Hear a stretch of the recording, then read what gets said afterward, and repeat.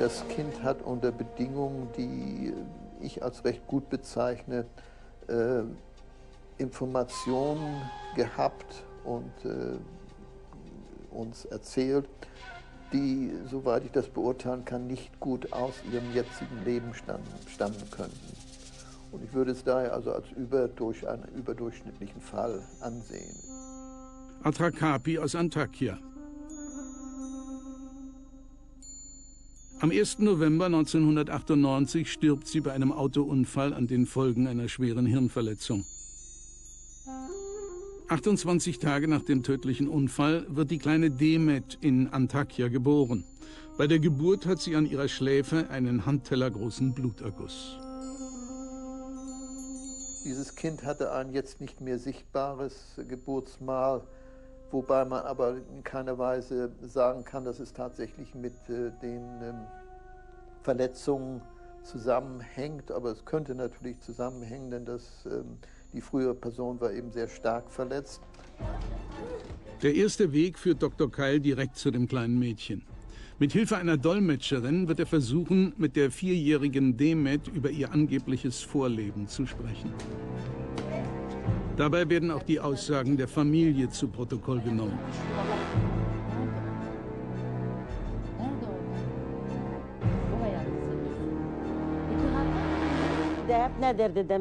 Demet sagte von Anfang an, sie hätte 2 Mütter.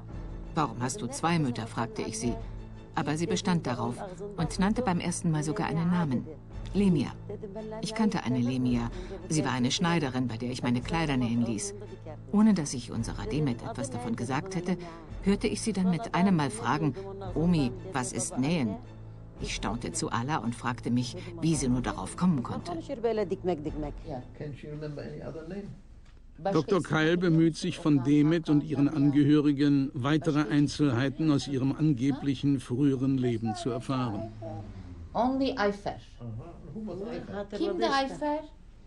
Wer ist Ayfer?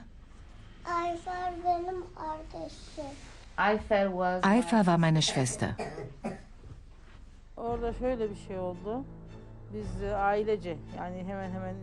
Wir waren etwa 20 Leute im Bus und wollten einen Ausflug ans Meer machen. Mein Mann war am Steuer. Mein Bruder Mehmet war auch dabei. Demet saß zwischen uns. 10 Kilometer vor Çevlik spielte Demet auf einmal verrückt.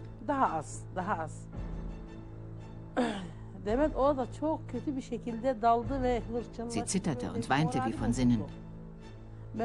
Mein Bruder Mehmet nahm sie in den Arm und fragte, was denn los sei. Ihre Stimme überschlug sich, als sie angsterfüllt sagte, hier hatten wir den Unfall. Die Befragung nähert sich einem heiklen Punkt.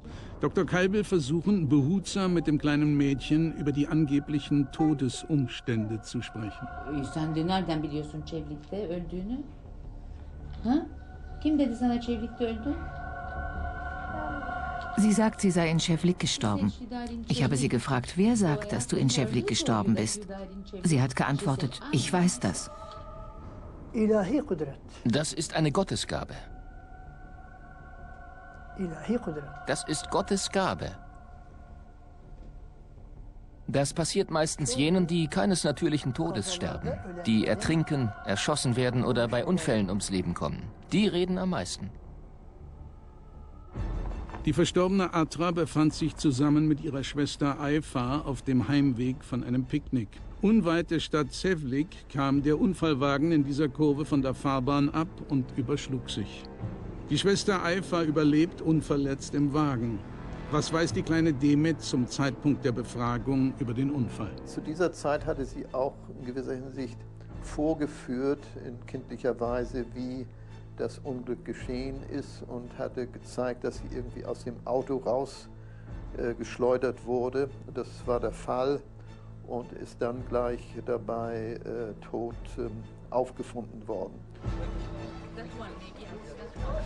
Mittlerweile ist es Dr. Keil auch gelungen, die Familie der Verstorbenen zu kontaktieren.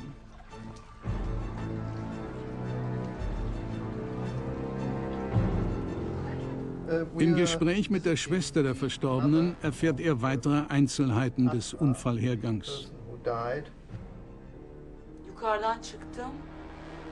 Şöyle baktım. Ich kroch aus dem Auto und dann hörte ich auf einmal, sie hätten sie gefunden. Ziemlich weit weg vom Unfallort, in der Nähe von diesem Kanal. Das Mobiltelefon und ihre Zigaretten lagen noch da. Hier hat sie geblutet und ihr Hirn war ausgetreten.